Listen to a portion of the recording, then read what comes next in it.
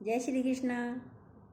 आज रामायण के कुछ अनसुने रहस्य उनके बारे में बताएंगे आपको, जो आपने टीवी पर भी नहीं देखे होंगे। ठीक है, लेकिन जो न्यू है वो सब्सक्राइब करिए प्लीज़। ठीक है, आपका ज़्यादा टाइम नहीं लेंगे, तुरंत नई नई बातें बताएंगे आपको। चलिए चलते हैं, लेकिन पूरी वीडियो ज़रूर देखिएगा आप। पहला रहस्य क्या है? पहला रहस्य है, वाल्मीकि से भी पहले हनुमान जी ने रामायण लिखी थी। जानते थे आप? नहीं जानते थे ना? हनुमान जी ने रामायण लिखी थी अपने नाखून से और एक शिला पर लिखी थी।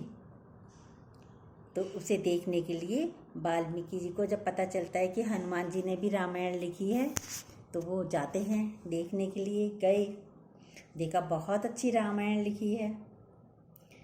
हनुमान जी ने सोचा कि भाई रामायण तो इन्होंने भी लिखी है, ये कवि के रूप में लिखते हैं, इनकी रामायण भी अच्छी है। ये सोचकर हनुमान जी ने जो रामायण लिखी थी, उन्होंने वाल्मीकि जी के सामने ही वो शिला लेकर समुंदर में फेंक दी उठाकर। इसीलिए कोई हनुमान जी की रामायण को नहीं जान पाया आज तक, और वाल्मीकि रामायण को सब जानते ही हैं। ये था पहला रहस्य। अब दूसरा रहस्य, रामायण में ही गायत्री मंत्र की रचना हुई।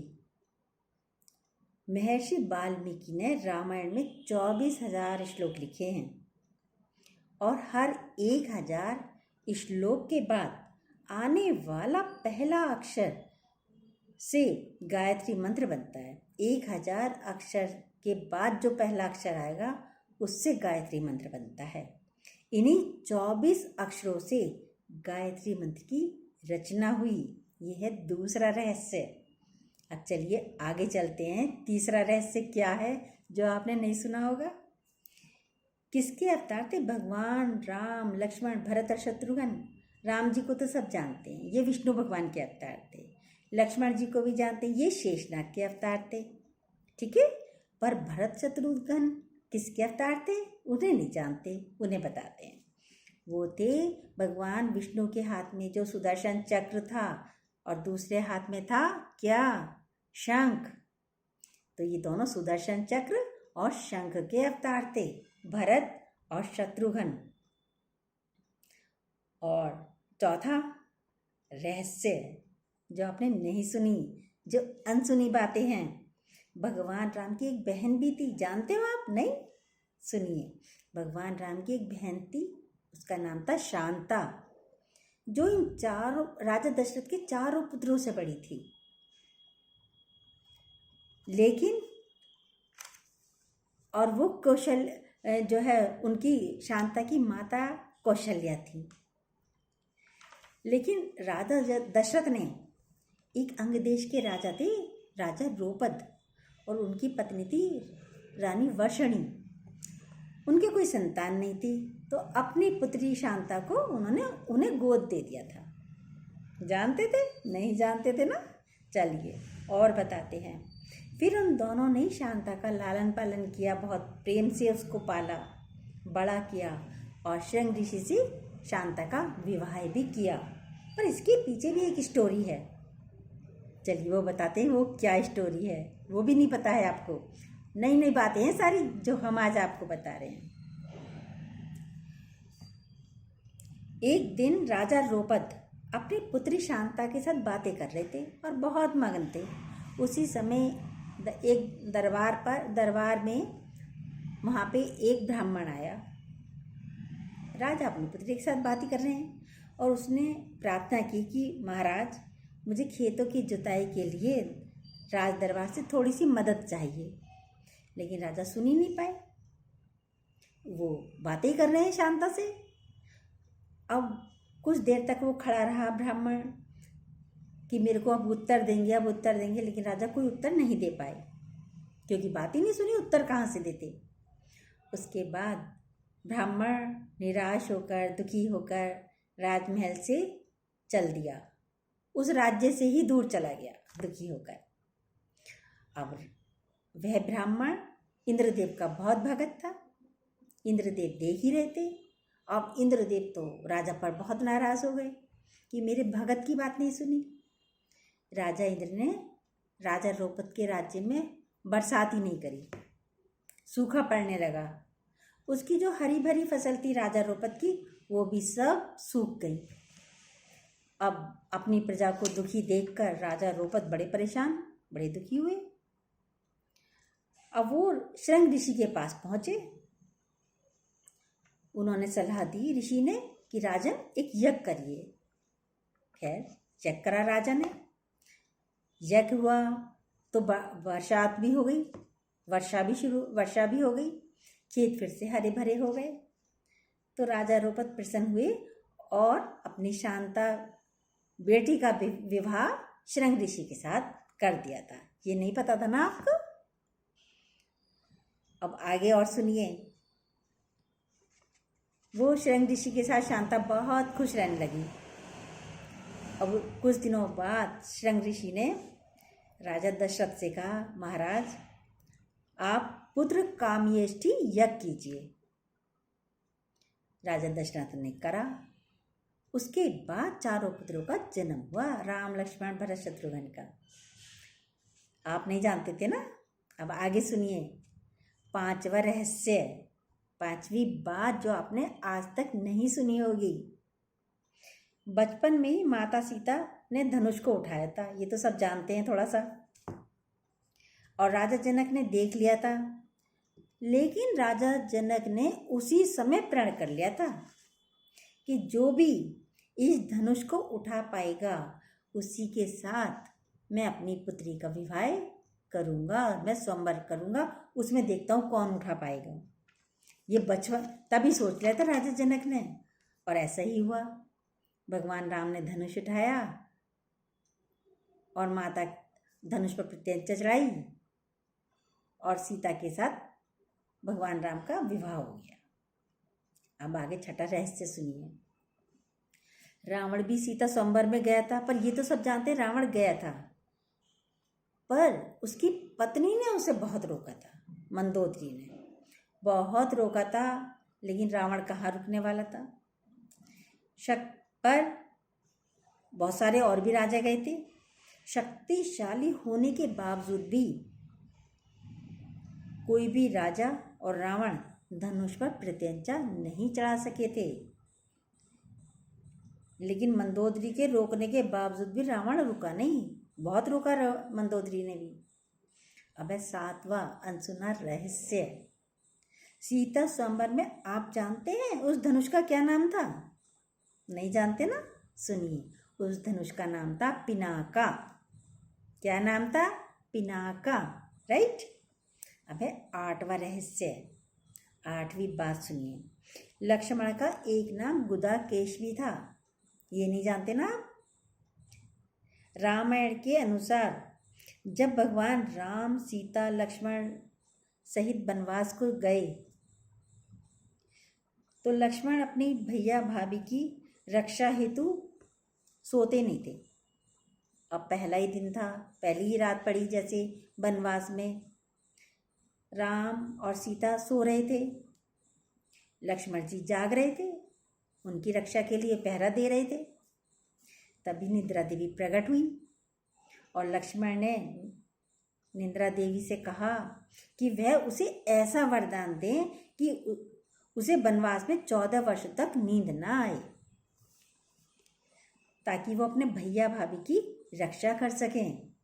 निद्रा देवी प्रसन्न हो गई और कहा, हे लक्ष्मण, अगर कोई तुम्हारे बदले में 14 वर्ष तक सोने को तैयार हो तो मैं तुम्हें यह वरदान दे सकती हूँ। तब लक्ष्मण जी ने कहा कि आप मेरी पत्नी उर्मिला के पास जाओ, वो तैयार हो जाएगी। निद्रा देवी उर्मिला के पास जाती हैं और उर्मिला 14 वर्ष तक सोने के लिए तैयार हो गई और वह 14 वर्ष तक सोती ही रही। उर्मिला 14 वर्ष तक सोई हैं उर्मिला। आप ये जानते हैं? नहीं जानते ना? और लक्ष्मण 14 वर्ष तक जागे रहे। अब 9वीं बात क्या है, सुनिए। भगवान कृष्ण की मृत्यु का रहस्य। भगवान राम ने पेड़ के पीछे छिपकर बाली को तीर मारा था, आप जानते हैं, जिससे बाली की मृत्यु हो गई थी। लेकिन बहुत कम लोग ये जानते हैं कि भगवान राम की मृत्यु कैसे हुई थी, क्यों हुई थी, क्या कारण था। बाली की मृत्यु के बाद जब तारा यानी बाली की पत्नी ने अपने पति के लिए पता चला कि भगवान राम ने छिपकर बाण मारा है जिससे मेरे पति की मृत्यु हुई है, तभी उन्होंने श्री राम को श्राप दे दिया था, जिस तरह छिपकर आपने मेरे पति के प्राण हरे हैं, पति को मारा है, उसी प्रकार अगले जन्म में आपकी भी मृत्यु होगी। और महाभारत में भगवान श्री कृष्ण की मृत्यु एक शिकारी के बाण लगने से हुई थी। उसी तरीके से बाण लगने के बाद उन्होंने श्री कृष्ण ने देह त्यागी थी। अब 10वां जो आपने बातें नहीं सुनी, जामवंत भी भगवान राम से द्वंद्व युद्ध करना चाहते थे, जानते आप, नहीं जानते है ना। भगवान राम भी शक्तिशाली थे, जामवंत जानते थे, और जामवंत भी बहुत शक्तिशाली थे, इसलिए वो सोचते थे, क्योंकि जो शक्तिशाली होते हैं वो सोचते हैं ना कि मुझे पता तो चले मुझ में और सामने वाले में कौन शक्तिशाली ज़्यादा है, तो इसलिए जामवंत युद्ध करना चाहते थे, द्वंद्व युद्ध राम जी के साथ। पर राम जी का तो उद्देश्य ही अलग था। श्री राम के पास गए जामवंत कि मैं आपके साथ द्वंद्व युद्ध करना चाहता हूँ। तो श्री राम जी ने कहा, मुझे अभी समय नहीं है द्वंद्व युद्ध का, मैं अभी सीता की खोज में निकला हुआ हूँ। और कहा भगवान राम ने, मैं तुम्हें वचन देता हूँ कि अगले जन्म में मैं तुम्हारी मनोकामना पूरी जरूर करूँगा, तुमसे द्वंद्व युद्ध जरूर करूँगा। और भगवान ने अगला जन्म लिया जब श्री कृष्ण का, तो जामवंत के साथ द्वंद्व युद्ध भी किया था, आप जानते होंगे ये तो। ठीक है, आगे चलते हैं। अब 11वां, रावण शिव भक्त था। वह एक दिन कैलाश पर्वत पर गया। नंदी ने दरवाजे पर ही रोक दिया बाहर ही, भाई रुक जाओ, भगवान शिव ध्यान में बैठे हुए हैं। पर रावण कहाँ रुकने वाला था, बात पूरी ना हो तो क्रोध आ जाता था। नंदी ने कई बार रोका रावण को कि भगवान शिव ध्यान में बैठे हुए हैं, अभी मत जाओ, रुक जाओ। अब रावण ने क्या करा, पर्वत ही उठाने लगा, कैलाश पर्वत को उठाने लगा रावण। अब जैसे कैलाश पर्वत को उठाया तो वो पर्वत हिला। अब पर्वत हिला तो भगवान शिव की ध्यान भी हट गया, समाधि भी टूट गई। अब भगवान शिव तो क्रोधित हो गए। क्रोधित हुए, जब उन्होंने पर्वत उठा रखा है, थोड़ा सा उठा पाया था, क्रोधित हुए तो भगवान शिव ने अपने अंगूठे से उस पर्वत को दबा दिया। ये सारी बातें नहीं सुनी होंगी ना आपने। चलो आगे बताते हैं। जैसे दबाया अंगूठे से, पैर के अंगूठे से पर्वत को, अब रावण की जो उंगलियां पर्वत के नीचे थी, कुछ उंगलियां दब गईं। दबने के कारण उनमें पीड़ा भी बहुत होने लगी। अब पीड़ा होने लगी, लेकिन रावण तो शिव भक्त भी था। अब वो जोर जोर से तांडव मंत्र को बोलने लगा, बहुत जोर जोर से बार बार तांडव मंत्र बोले जा रहा है। लेकिन भगवान शिव तो भोलेनाथ हैं, कहाँ जरा सी कोई भक्ति करे तो एकदम प्रसन्न हो जाते हैं। भगवान भोलेनाथ भी प्रसन्न हो गए और रावण के पास आते हैं। उसके मंत्रों को सुनकर फिर रावण दशानन के पास आए प्रसन्न होकर। भगवान भोलेनाथ ने दशानन का नाम रखा कि रावण नाम भगवान भोलेनाथ ने रखा था। पहले रावण नहीं था नाम, ये नाम भगवान भोलेनाथ ने दिया था रावण। रावण का अर्थ जानते हो आप क्या है? ऐसा व्यक्ति जिसकी दहाड़ तेज हो। तो ये भी था जो आपने नहीं सुना होगा, रहस्य है ना। अब 12वां, रावण ने की थी भगवान राम की मदद। कैसे की थी सुनिए। रावण ने सीता माता का अपहरण किया, ये तो सब जानते हैं, और भगवान राम ने रावण का वध किया, ये भी आप सब जानते होंगे। अब आगे का सुनिए। एक बार प्रभु श्री राम लंका पर चढ़ाई करने और पुल का निर्माण करने के लिए समुद्र के पास पहुंचे।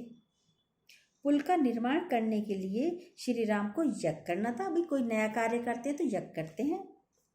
जब भगवान राम को पता चला कि इस यज्ञ को केवल रावण ही कर सकता है, कोई और कर नहीं सकता, पंडित की आवश्यकता है तो रावण ही कर सकता है, तो सोच में पड़ गए। फिर सुग्रीव की मदद से श्री राम जी ने रावण को यज्ञ करने का निमंत्रण भेजा था, और रावण ने उसे स्वीकार भी किया, क्योंकि वह शिव भक्त भी था रावण। रावण आया, यज्ञ पूरा करवाया, और उसके साथ साथ रावण ने यज्ञ समाप्ति के बाद भगवान राम को आशीर्वाद भी दिया कि वह जिस मनोकामना से ये यज्ञ कर रहे हैं उन्हें सफलता मिले। आप जानते थे? नहीं जानते थे ना? जबकि रावण जानता था कि यह पुल का निर्माण उसी से युद्ध करने के लिए किया जा रहा है, ये भी जानता था रावण, फिर भी आशीर्वाद दिया। अब 13वां, भगवान इंद्र के कारण कुंभकर्ण को सोने का वरदान मिला था। कुंभकर्ण 6 महीने सोता था, पर क्या आप जानते हैं कि एक बार कुंभकर्ण की तपस्या से प्रसन्न होकर ब्रह्मा जी उसके सामने प्रकट हो गए। कुंभकर्ण जब तपस्या कर रहा था, और ब्रह्मा जी जब प्रकट हो गए तो कहा, भाई वरदान मांगो। अब वरदान मांगते, अब इंद्रदेव तो घबरा गए कि कहीं मेरा इंद्रासन ही न मांग ले कुंभकर्ण। तो इंद्रदेव ने सरस्वती से अनुरोध किया, माता सरस्वती से अनुरोध किया कि वह कुंभकर्ण की जिह्वा पर जाकर बैठ जाएं, जिससे वह इंद्रासन की जगह निंद्रासन मांग ले। और ऐसा ही हुआ। कुंभकर्ण ने जैसे ही वरदान मांगा, मुंह खोला ब्रह्मा जी के सामने, और सरस्वती आकर सीधे जीभ पर बैठ गई, जिसके कारण कुंभकर्ण इंद्रासन की जगह निंद्रासन बोल गया, मांग बैठा। इसलिए उसे 6 महीने सोता है, वो नींद मिल गई। 6 महीने सोता था कुंभकर्ण। ये नहीं जानते थे ना कि कारण क्या था, सोता था ये तो सब जानते थे, पर कैसे मिला सोना, क्यों सोता था, आज आपको पता चला होगा। चलो, अब है 13 तक हो गई रहस्य। अब है 14वां। हनुमान जी का एक पुत्र था, उसका नाम था मकरध्वज। हनुमान जी तो ब्रह्मचारी थे, पर आप कहेंगे ये पुत्र कहाँ से हुआ? राइट, सुनिए, इसके बारे में भी आपने सुना नहीं होगा। जब लंका को जलाकर हनुमान जी लौटने चले, उनकी पूंछ में आग लगी हुई थी, तो उन्होंने उस पूंछ को समुद्र में डुबोया। तभी उनके पसीने की एक बूंद एक मछली के मुंह में चली गई। तभी उस मछली के द्वारा ही ये मकरध्वज हुआ था। अब चलिए और एक रहस्य बताते हैं, 15वां और लास्ट। हनुमान जी को पंचमुखी हनुमान भी कहते हैं, आपने सुना होगा। लंका युद्ध के समय रावण के भाई अहिरावण ने राम और लक्ष्मण को अपहरण करके पाताल ले गया था। उन्हें खोजते हुए हनुमान जी पाताल लोक में पहुंचे थे। वहां पर उन्हें अपने पुत्र मकरध्वज से युद्ध करना पड़ा। वहीं जाकर पता चला कि मेरा कोई पुत्र भी है। वो दरवाजे में पहरेदार था मकरध्वज। अब सबसे पहले मकरध्वज से युद्ध करना पड़ा हनुमान जी को। उसको हनुमान जी ने हराया जो पाताल लोक के द्वार पर पहरा दे रहा था, मकरध्वज। हनुमान जी ने उसको तो हरा दिया, मकरध्वज को। हनुमान जी जब पाताल लोक पहुँचे तो उन्हें पता चला अहिरावण की जान 5 दियों में बसती है। ये सब नहीं पता होगा ना आपको, आज सुनिए। अहिरावण की जान 5 दियों में बसती है, और जो दिए 5 दिशाओं में रखे हैं, और उन्हें एक साथ ही कोई बुझा देगा तो अहिरावण की मौत हो जाएगी, जान निकल जाएगी। और इन 5 दियों को एक साथ ही बुझाना भी है। और फिर उसी समय हनुमान जी ने अपना पंचमुखी रूप धारण किया, जिसमें एक सिर वराह का था, दूसरा गरुड़ का था, और तीसरा नरसिंह का था, और चौथा हग का था, और 5वां खुद हनुमान जी का था। इन 5 मुखों से हनुमान जी ने 5 दियों को एक साथ बुझा दिया। तभी तुरंत ही अहिरावण की जान निकल गई, अहिरावण मारा गया, और हनुमान जी वहाँ से भगवान राम और लक्ष्मण जी को ऐसे बचाया और वापस अपनी जगह ले आई। जो है, जानते थे आप? नहीं जानते थे ना? आज ही सारी नई नई स्टोरियाँ हैं ये अनसुनी बातें हैं जो हमने कभी टीवी पे आपने नहीं सुनी होंगी। चलिए, जय श्री कृष्णा।